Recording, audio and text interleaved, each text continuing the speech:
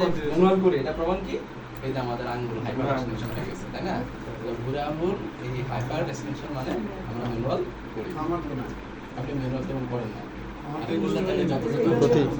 আচ্ছা এই জায়গায় আপনি কোনো ব্যবহারটা করতে পারবেন ঠিক আছে কারণ এখানে আমরা উদ্দেশ্যই কি প্রমাণ করা তাহলে আপনি এই জায়গায় কোনটা ব্যবহার করতে পারবেন করে আপনি মন মতো ইচ্ছা মতো দিবেন তার মানে এইটা ছাড়া আপনি যে সকল জায়গায় কোনো ব্যবহার করছেন এটা আপনি রোগীর সাথে অমানবিক আচরণ করছেন ঠিক আছে সেখান থেকে আপনাকে কারেকশন হয়ে আসতে হবে দিনে কয়বার দিবেন ডিটিএফএম দিনে কয়বার 48 ঘন্টায় একবার আচ্ছা অথবা আপনারা যে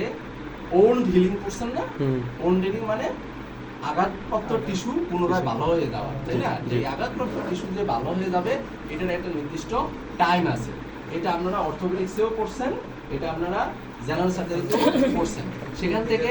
টিস্যু অনুযায়ী টাইমটা দেখে দিবেন তবে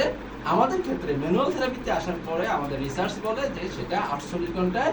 একবার সপ্তাহের ক্ষেত্রে দুইবারের উল্লেখ আছে সপ্তাহের ক্ষেত্রে দুইবার বাট এটার অ্যাপ্রোপ্রিয়েট হচ্ছে ওন হিলিং টাইম যতক্ষণ আছে ততক্ষণ আপনাকে সময় দিতে হবে কারণ আপনি যে ট্রমা করছেন এই ট্রমাটা সারতে তাকে সময় দিতে হবে কিন্তু আমরা আশা করি কি দ্বিতীয় ঘন্টা দেওয়ার পরে রুগীর দিকে ব্যথা কমছে বুঝে না বুঝে হ্যাঁ এখন এটা কিন্তু মিথ্যা কথা না ব্যথা কিন্তু আসলে কমে আসে বলুন তো কেন এর কারণ হচ্ছে সে যে তীব্র ব্যথা পাইছে তীব্র ব্যথার পাওয়ার কারণে ব্রেইন কিছু সময়ের জন্য